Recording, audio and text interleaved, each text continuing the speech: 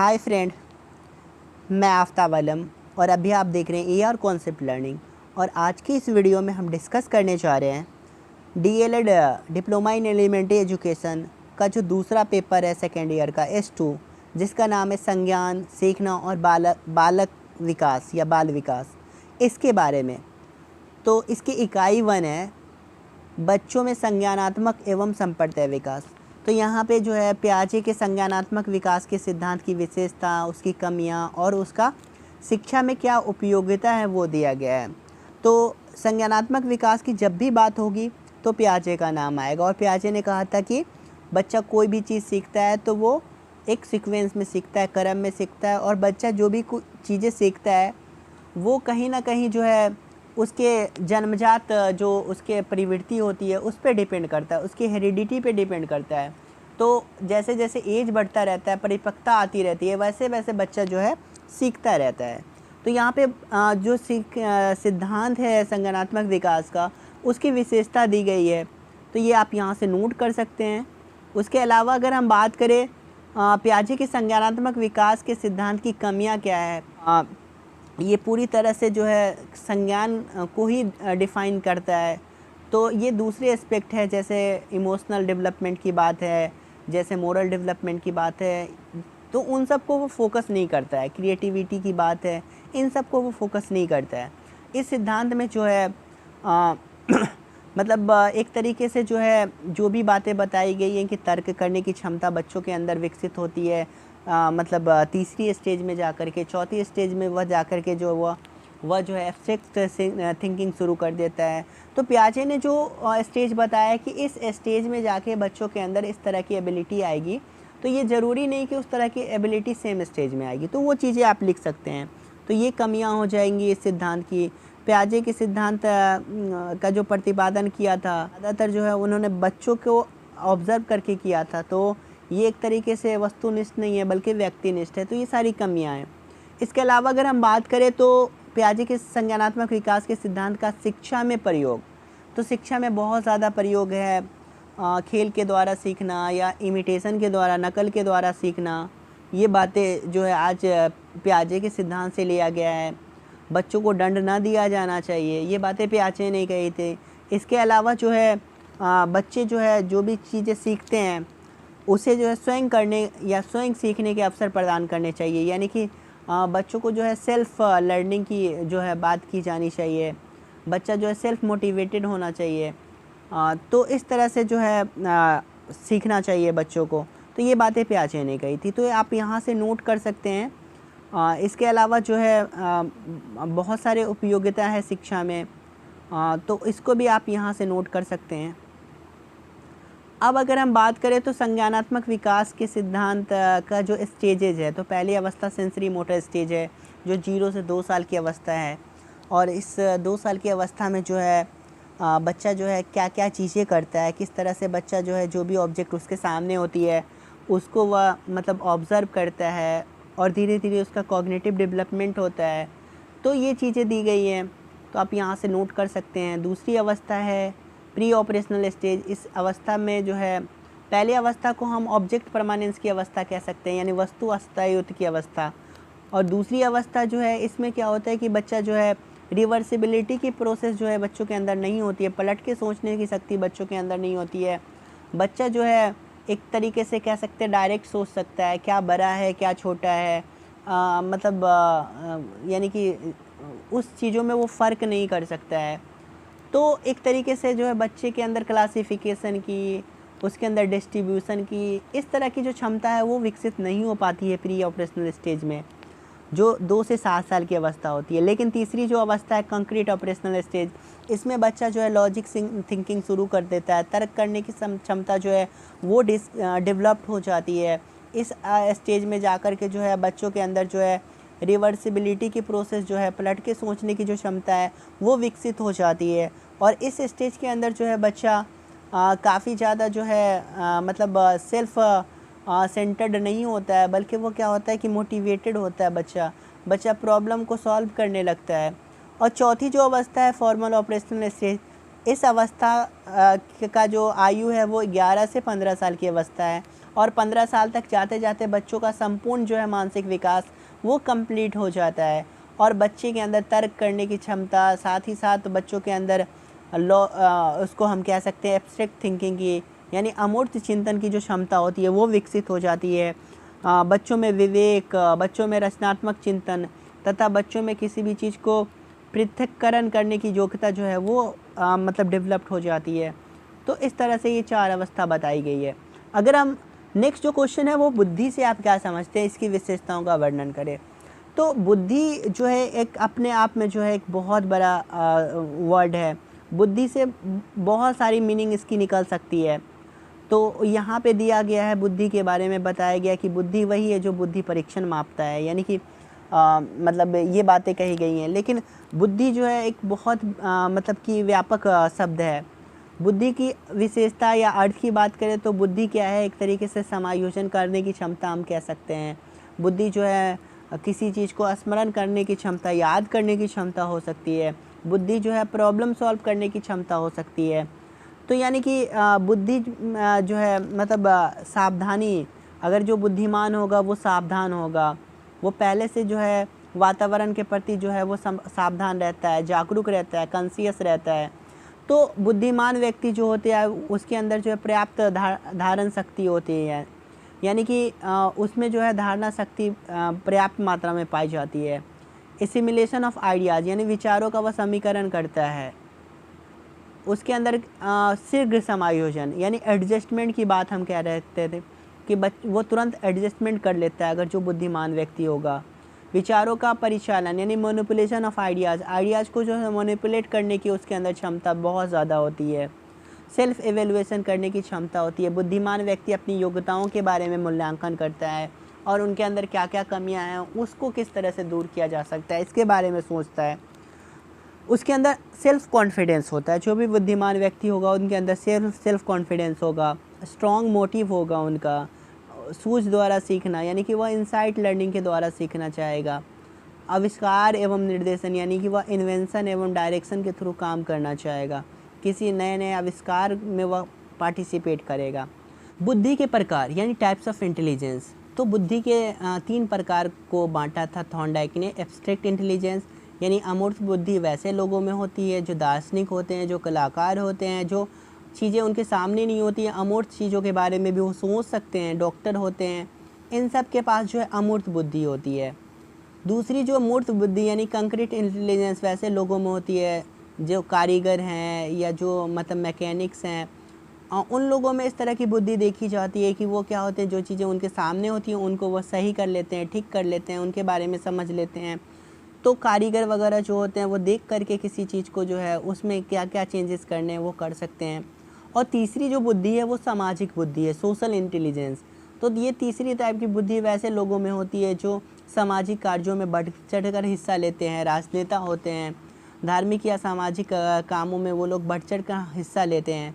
तो इस तरह की जो बुद्धि होगी उसे हम सामाजिक बुद्धि कहेंगे। तो इस तरह से थॉर्नडाइक ने जो 3 तरह की बुद्धि को बांटा था।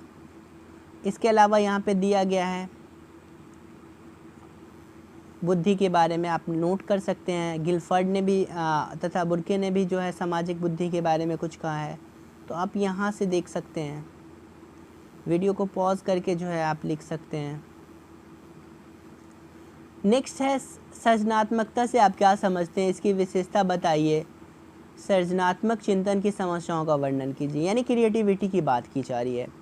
तो क्रिएटिविटी क्या है, मतलब क्या है कि कोई भी चीज़ में जो है नया करना, कुछ जो है नई चीज़ें करना, जो ऑलरेडी पहले से अवेलेबल चीज़ें उसमें कुछ चेंजेस करना, कुछ नवीन जो है चेंजेस करने को हम लोग क्रिएटिविटी कहेंगे।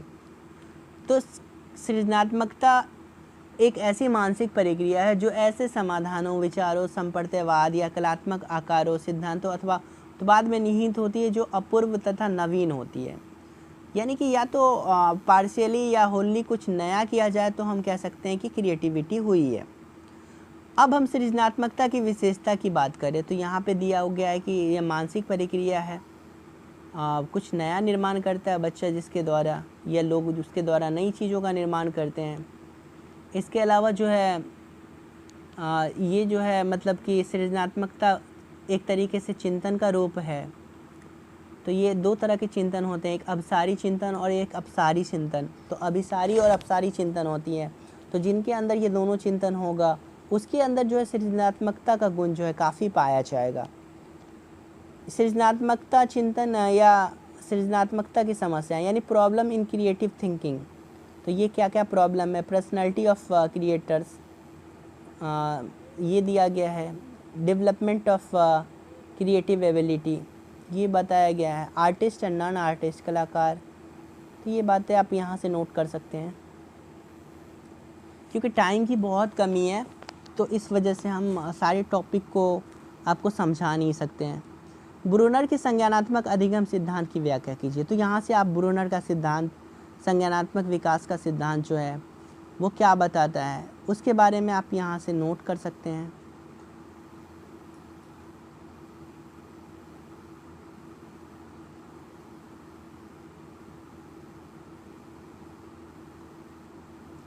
ब्रूनर का सिद्धांत जो है वो दिया गया है, इसकी जो विशेषता क्या है वो बताया गया है, इस सिद्धांत के दोष क्या हैं वो बताया गया है। तो आप यहाँ से नोट कर सकते हैं। शिक्षा में क्या उपयोग है? संज्ञानात्मक विकास का सिद्धांत जो है ब्रूनर का, उसका शिक्षा में क्या उपयोग है वो बताया गया है। नेक्स्ट जो टॉपिक है वो है विकास को प्रभावित करने वाले कारकों का वर्णन करें। तो बच्चों के विकास को जो है इंटरनल फैक्टर, हेरिडिटी फैक्टर जो होता है इंटरनल वो, या जिसको हम बायोलॉजिकल एवं संरचनात्मक कारक यानी जैविक एवं संरचनात्मक कारक कह सकते हैं, वो कहीं ना कहीं विकास को इफ़ेक्ट करता है। इसके अलावा बुद्धि जो है वो इफ़ेक्ट करता है। इमोशनल फैक्टर यानी कि संवेगात्मक कारक जो है वो भी कहीं ना कहीं डेवलपमेंट को इफ़ेक्ट करता है। सामाजिक प्रकृति यानी सोशल नेचर जो होता है वो भी डेवलपमेंट को इफ़ेक्ट करता है। बाहरी कारक एक्सटर्नल फैक्टर की बात करें तो इसके अंदर जन्म से पहले का वातावरण यानी कि गर्भावस्था के समय माँ का शारीरिक तथा मानसिक स्वास्थ्य क्या था, जीवन की घटनाएं एवं दुर्घटनाएं, वो सारे जो है मतलब एक्सटर्नल फैक्टर के अंदर आ जाएंगे। इसके अलावा हम बात करें तो शारीरिक स्वास्थ्य एवं पोषण से जुड़े हुए भौतिक वातावरण, घर का वातावरण, सामाजिक तथा सांस्कृतिक वातावरण, ये सब कहीं ना कहीं बच्चों के डेवलपमेंट को अफेक्ट करता है। नेक्स्ट क्वेश्चन है संपर्त्य से आप क्या समझते हैं? कॉन्सेप्ट से आप क्या समझते हैं? बाल संपर्त्य की विशेषताओं को स्पष्ट कीजिए। तो संपर्त्य के बारे में दिया गया है, आप यहाँ से नोट कर सकते हैं।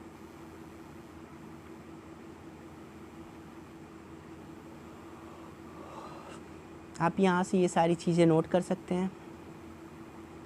संपर्त्य विकास के निर्धारक कौन कौन से हैं स्पष्ट कीजिए। तो ज्ञानेंद्रियों की दशा, बुद्धि, अधिगम के अवसर, ये सारे जो है संपर्त्य विकास के निर्धारक हैं। अनुभव के प्रकार, यौन, व्यक्तित्व, ये सारे जो है संपर्त्य विकास के निर्धारक हैं। टाइप 2 है बाल विकास एवं सीखना, और इसके अंदर जो टॉपिक दिया गया है वो शिक्षार्थी केंद्रित उपागम यानी कि बाल केंद्रित उपागम से आप क्या समझते हैं? यानी चाइल्ड सेंटर्ड मेथड जो है, चाइल्ड सेंटर्ड जो है अप्रोच जो है, उससे आप क्या समझते हैं? तो ये बताया गया है, यहाँ से आप नोट कर सकते हैं। मतलब ऐसा अप्रोच जिसमें जो है बालक जो है मुख्य केंद्र होता है, सारी एक्टिविटी जो है बच्चे ही करते हैं, जो भी मतलब कि बच्चों के इंटरेस्ट के अकॉर्डिंग, बच्चों की आवश्यकताओं के अकॉर्डिंग जो है शिक्षा दी जाती है। पाठ्यक्रम लचीला होता है, शिक्षण की विधियाँ, विभिन्न विधियाँ, ये सारी बातें बताई गई हैं, आप यहाँ से नोट कर सकते हैं।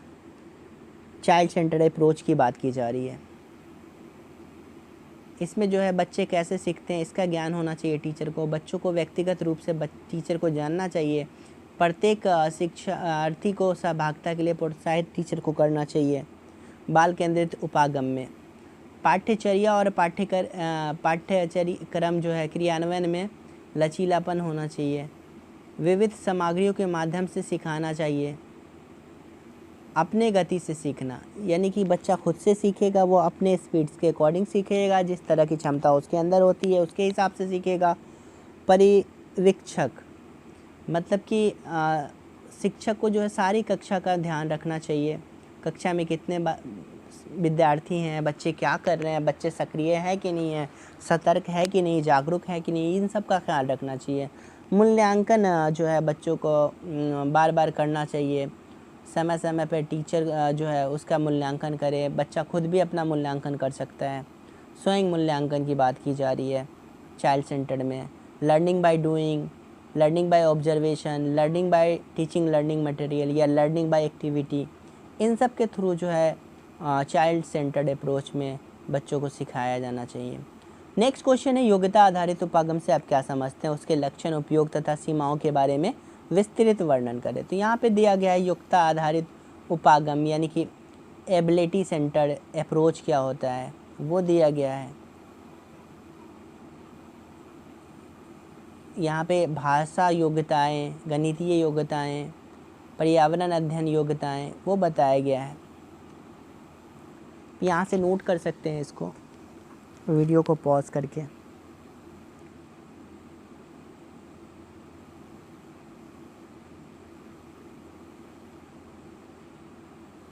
नेक्स्ट है योग्यता आधारित उपागम की उपयोगिता, तो ये बताया गया है, और उसकी सीमाएं, योग्यता आधारित उपागम की सीमाएं क्या होनी चाहिए तो ये बताया गया है। अधिगम के निम्नतम स्तर MLL से आप क्या समझते हैं, तो मिनिमम लेवल ऑफ लर्निंग से आप क्या समझते हैं, यानी राष्ट्रीय शिक्षा नीति 1986 की सिफारिशों के अनुपालन में जो है प्राथमिक विद्यालय के कक्षा 1 से 5 तक के 3 विषयों भाषा, गणित और पर्यावरण अध्ययन के लिए अधिगम का निम्नतम स्तर का निर्धारण किया गया है। इनके अनुसार प्रत्येक विद्यार्थियों को प्रत्येक योग्यता स्तर में मास्टरी हासिल करने के पश्चात ही उसे अगले स्तर की योग्यता प्राप्त करने के लिए अनुमति दी जाती है। जब तक वह एक क्लास में जो है मैथ, साइंस, मतलब कि भाषा, साइंस या इन्वायरमेंट के बारे में जो है उस पर अच्छी तरह से जो है पकड़ मजबूत नहीं कर लेते हैं, जब तक उन्हें अगली क्लास में नहीं भेजा जाएगा।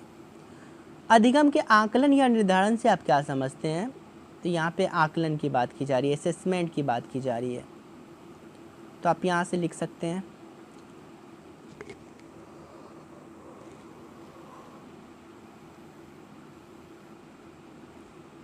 अधिगम के आकलन को प्रभावशाली बनाना, किस तरह से आप प्रभावशाली बना सकते हैं ये बताया गया है।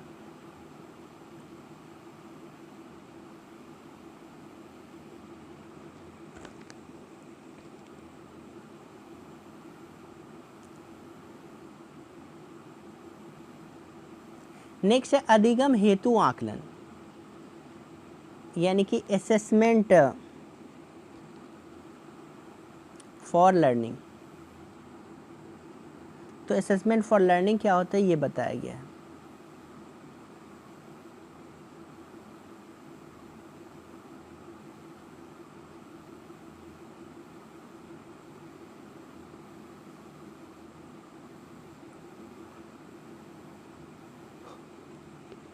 अधिगम फॉर लर्निंग की जो मुख्य विशेषता है वो दिया गया है।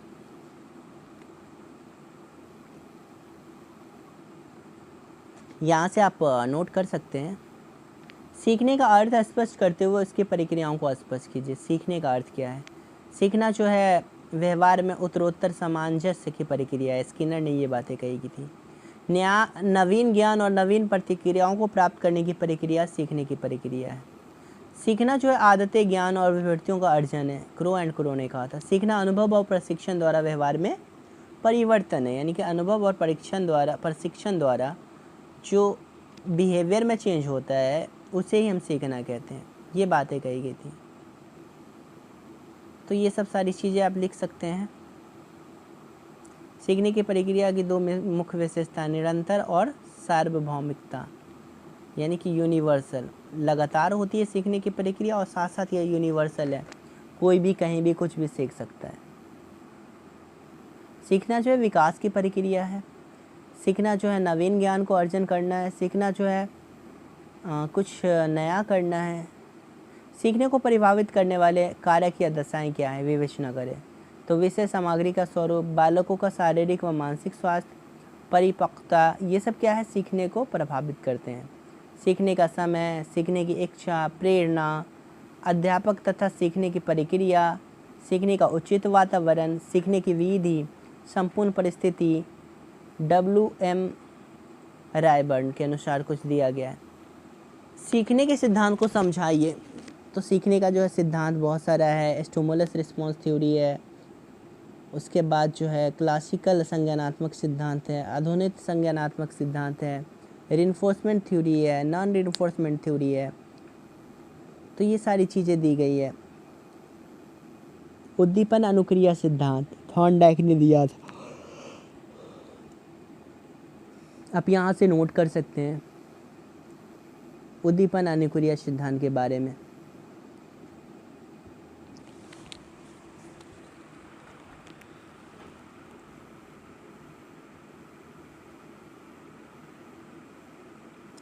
अधिगम में सहायक कारक, अधिगम में कौन कौन सा कारक सहायक होता है वो दिया गया है, आप यहाँ से नोट कर सकते हैं। अधिगम के बारे में दिया गया निरंतर चढ़ने वाली प्रक्रिया है। अब हम अगर इकाई 3 की बात कर ले तो ये है सीखने के व्यवहारवादी एवं सूचना पर संस्करण सिद्धांतों की समझ, बिहेवियरिस्ट लर्निंग थ्योरी। तो ये यहाँ दिया गया है।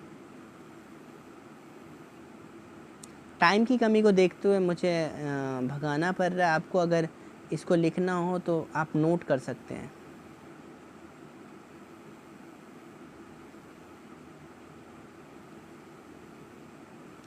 अनुक्रिया अनुबंध सिद्धांत, पॉवलव का जो कंडीशनिंग थ्योरी है वो दिया गया है, कुत्ते पे उन्होंने प्रयोग किया था तो वो बताया गया है।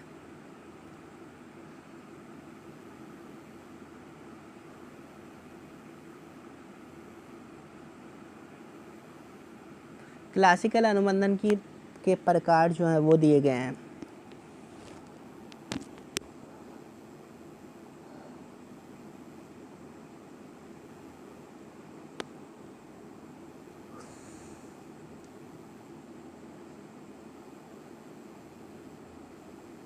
क्लासिकल अनुबंधन का शैक्षिक निहितार्थ।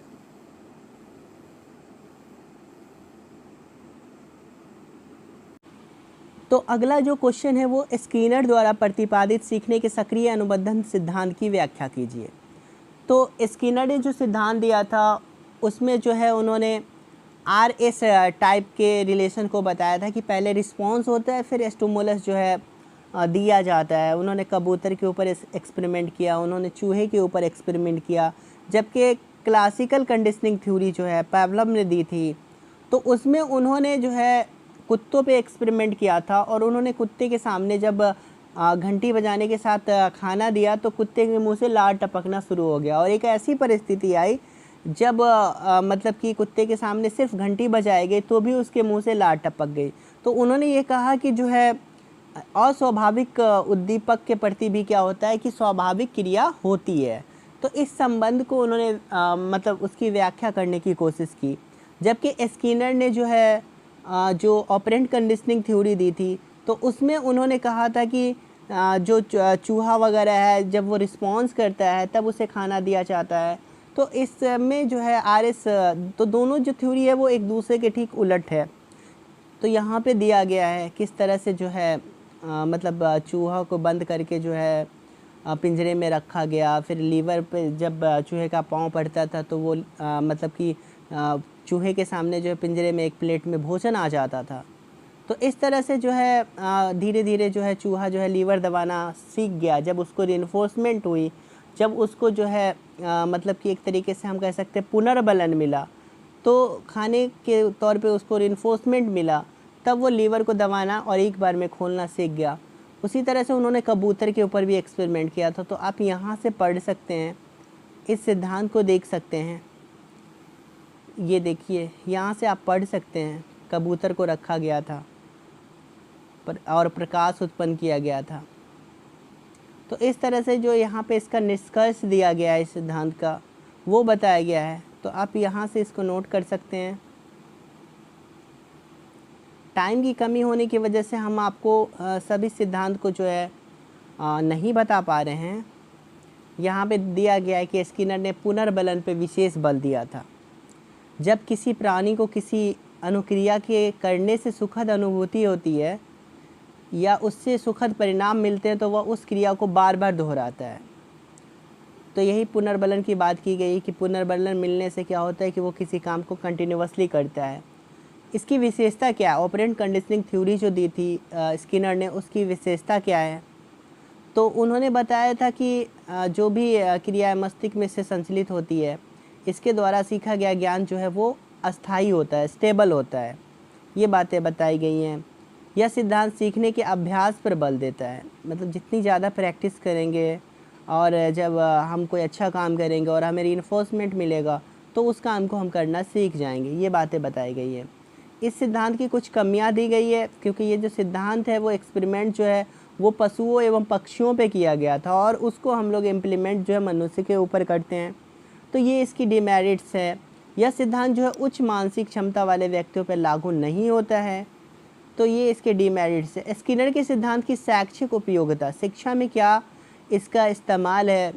तो इसका मतलब कि दिया गया है कि अगर हमको सीखने की प्रेरणा मिलती है तो हम किसी भी काम को जल्दी जल्दी करेंगे। स्किनर ने उद्दीपक के स्थान पर प्रेरणा को आवश्यक माना है। स्टिमुलस की जगह उन्होंने मोटिवेशन को इम्पोर्टेंट प्लेस दिया है। तो इसका इस्तेमाल किया जाना चाहिए शिक्षा में। स्किनर के सिद्धांत में पुनर्बलन का अत्यधिक महत्व है। तो शिक्षक को चाहिए कि बालकों को सही अनुक्रियाओं अथवा उत्तरों पर धनात्मक पुनर्बलन यानी शाबाश वगैरह कहना चाहिए। ठीक है, अब हम नेक्स्ट अनुबंधन क्या है? पेवलव के शास्त्रीय अनुबंधन सिद्धांत का विवरण दीजिए। अनुबंधन क्या है? तो जब हम किसी चीज़ को किसी चीज़ के साथ जोड़ देते हैं उसे ही अनुबंधन कहते हैं। जैसे आपने देखा होगा कि घंटी के साथ खाना दिया जाता है, तो घंटी और खाने का क्या हो जाता है? एक बॉन्ड बन जाता है। जब भी घंटी बजाई जाती है फिर खाना प्रस्तुत किया जाता है। अगर हम एक ऐसी सिचुएशन आती है जब हम सिर्फ घंटी बजाते हैं तो हमें अचानक से हमारे मन में ऐसा ख्याल आएगा कि मतलब कि वहाँ पे जो है खाना प्रस्तुत किया गया हो।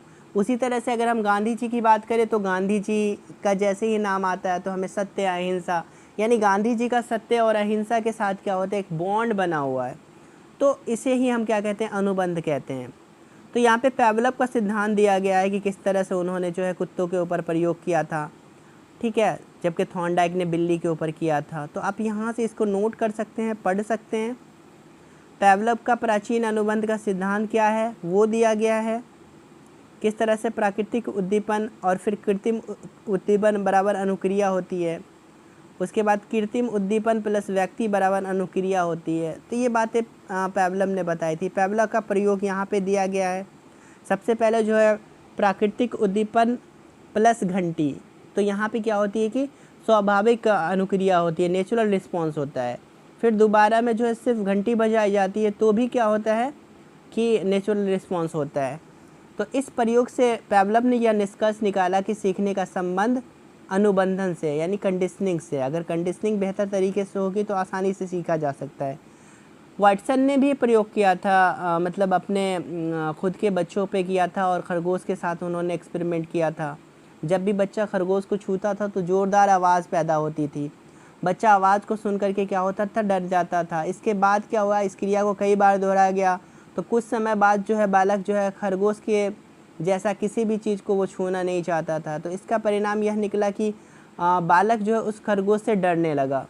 तो ये बातें बताई गई कि अनुबंधन के ज़रिए अगर बच्चों को शिक्षित किया जाए तो आसानी से शिक्षा दी जा सकती है। इकाई 4 जो है बच्चों के विकास एवं सीखने में समाज की भूमिका। तो अगर हम समाज की भूमिका की बात करें तो सामाजिक अधिगम का जो सिद्धांत है वो बंडोरा ने दिया था, सोशल लर्निंग थ्योरी, जिसको हम क्या कहते हैं कि अनुक्रिया द्वारा सीखना भी कह सकते हैं या मॉडलिंग द्वारा सीखना भी कह सकते हैं। यानी कि बच्चे क्या करते हैं कि किसी समाज में किसी एक पर्सन को अपना मॉडल मान लेते हैं और वो जो भी क्रिया करता है उसको वो कॉपी करने की कोशिश करते हैं। तो इस तरह से जो है वो किसी काम को सीख जाते हैं। जैसे बच्चे ख़ास तौर से अपने शिक्षक को क्या करते हैं? अपने आदर्श के तौर पे चुन लेते हैं और वो शिक्षक जैसे जैसे क्रिया करते हैं उसी तरह से वो करने की कोशिश करते हैं।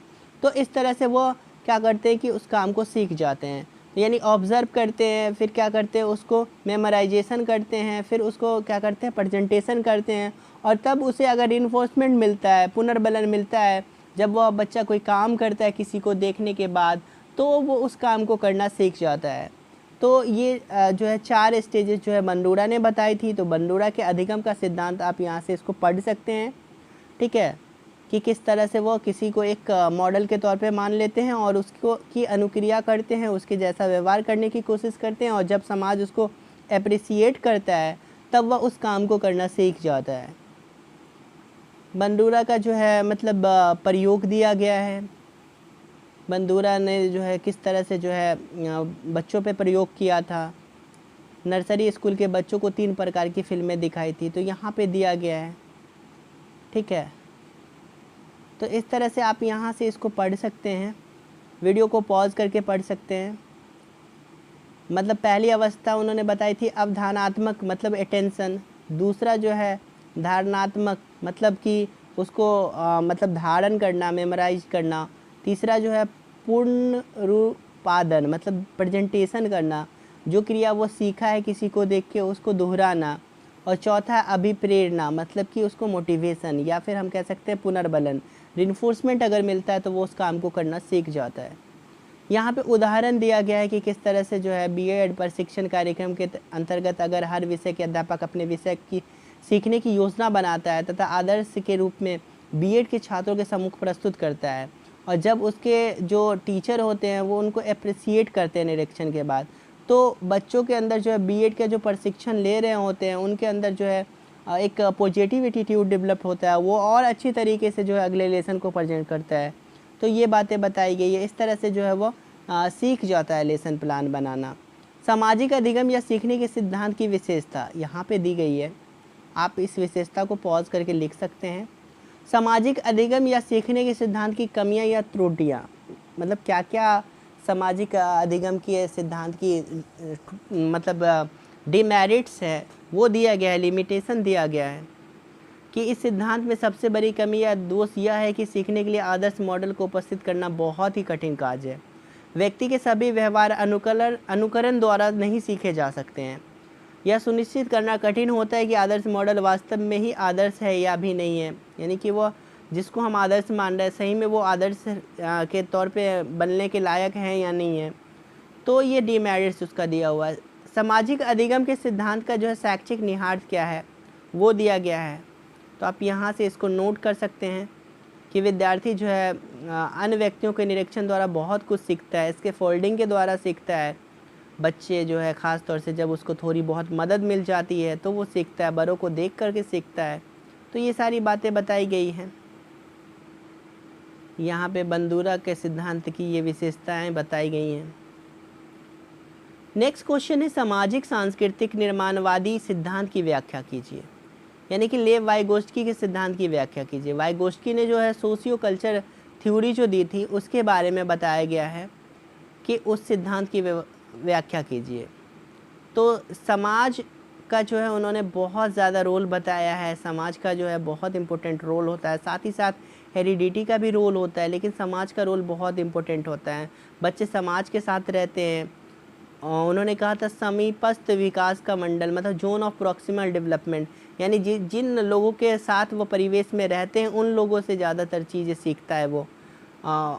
जो चीज़ें जो है वो किसी के हेल्प से सीखता है, और जो चीज़ें वो खुद से सीखता है, और कुछ ऐसी चीज़ें होती है जो खुद से वो सीख नहीं सकता है, या हेल्प करने से भी वो नहीं सीख सकता है। तो हेल्प करने से जो नहीं सीखा जा सकता है और खुद से जो सीखा जा सकता है उसके बीच के गैप को जो है जोन ऑफ प्रॉक्सिमल डेवलपमेंट कहा गया है, यानी जितनी चीज़ें वो किसी की हेल्प से सीख सकता है वो जोन कहलाया। उसके अलावा उन्होंने इसके फोल्डिंग की बात की थी। तो इसके फोल्डिंग का मतलब है कि मतलब बड़े लोगों की मदद से किसी चीज़ को सीखना। भाषा तथा विचार की बात उन्होंने कही थी। वाइगोस्की का विश्वास था कि बालक भाषा का प्रयोग न केवल सामाजिक संप्रेषण में करते हैं वरन योजना बनाने में, पथ प्रदर्शन में तथा अपने व्यवहारों का आकलन करने में तथा आत्मनियमन के रूप में भी करते हैं। तो पियाजे ने जो है मतलब लैंग्वेज डेवलपमेंट की भी थ्योरी दी थी। उन्होंने ही बताया था कि किस तरह से जो है बच्चे जब भी कुछ बोलते हैं तो पहले विचार आता है, फिर जो है भाषा आती है। ये बातें जो है पियाजे ने मतलब वाइगोस्की ने बताई थी। तो इस तरह से ये दिया गया है। जोन ऑफ प्रॉक्सिमल डेवलपमेंट क्या है इसको आप यहाँ से अच्छे तरीके से समझ सकते हैं। वीडियो को पॉज करके आप नोट कर सकते हैं। यहाँ पे इसके फोल्डिंग की बातें बताई गई है, लैंग्वेज और थॉट की बात बताई गई है। आप यहाँ से नोट कर सकते हैं इन सब चीज़ों को। नेक्स्ट है वाइगोत्स्की के अनुसार भाषा संस्कृति का केंद्रीय पक्ष है जो बच्चों के चिंतन को, उनकी समझ को और विकास को प्रभावित करती है। इस कथन से आप क्या समझते हैं या किस हद तक आप सहमत हैं, स्पष्ट करें। तो ये चीज़ें दी गई हैं, तो आप यहाँ से इसको नोट कर सकते हैं। भाषा किस तरह से बच्चा सीख सकता है, वाइगोत्स्की ने जो है लैंग्वेज डेवलपमेंट की थ्योरी दी है, तो ये बातें यहाँ पे बताई गई हैं। आप यहाँ से नोट कर सकते हैं। नेक्स्ट जो क्वेश्चन है वो बाल विकास में समाज की भूमिका का वर्णन कीजिए। तो किस तरह से जो है समाज जो है बालक के विकास में इम्पोर्टेंट रोल अदा करता है, यानी कि शारीरिक विकास पे भी समाज का रोल होता है, बच्चों का जो मानसिक विकास होता है उसमें भी समाज का रोल होता है, सामाजिक विकास पे मतलब प्रभाव क्या पड़ता है, समाज का सांस्कृतिक विकास पे क्या प्रभाव है वो दिया गया है। यहाँ पे मोरल डेवलपमेंट या कैरेक्टर डेवलपमेंट यानी कि चारित्रिक तथा नैतिक विकास पर क्या प्रभाव पड़ता है वो दिया गया है। बालकों के विकास एवं अधिगम में समाज किस तरह की भूमिका निभाता है, समाज कौन कौन सी भूमिका निभाता है वो बातें बताई गई हैं, तो आप यहाँ से नोट कर सकते हैं। शिक्षा के औपचारिक साधन क्या क्या हैं और किस तरह से औपचारिक साधन के माध्यम से, अनौपचारिक साधन के माध्यम से जो है बच्चों का समाजीकरण होता है। कक्षा का भौतिक वातावरण, ये बातें बताई गई हैं। नेक्स्ट है परिवार का वातावरण, वंशानुक्रम, सामाजिक एवं सांस्कृतिक वातावरण, व्यक्ति का विकास, तो ये सारी चीज़ें हैं। अब अगर हम यूनिट 5 की बात करें तो इसमें सीखने के न्यूरोदेह के आधार के अंतर्गत मस्तिष्क की संरचना एवं सीखने में इसकी भूमिका को रेखांकित करें। तो मस्तिष्क की संरचना के बारे में बात की गई है, किस तरह से जो है हम किसी भी चीज़ को सीखते हैं वो बताया गया है। तो आप यहाँ से जो है नोट कर सकते हैं कि जो मस्तिष्क होता है उसका 3 मुख्य भाग है, फोर ब्रेन यानी आगे वाला अग्र मस्तिष्क, मिड ब्रेन यानी मध्य मस्तिष्क और हिंड ब्रेन मतलब कि पश्च मस्तिष्क, तो ये बताया गया। आप यहाँ से इसको पढ़ सकते हैं, नोट कर सकते हैं।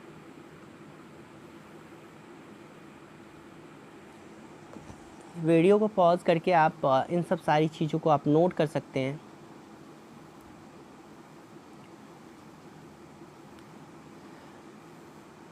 वैसे भी वीडियो काफ़ी लंबा हो गया है तो इसलिए जो है इतना टाइम नहीं है। अनकॉन्शियस माइंड, कॉन्शियस माइंड, सब कॉन्शियस माइंड, किस तरह से जो है कॉन्शियस माइंड अवेयर होता है वो सारी बातें बताई गई हैं।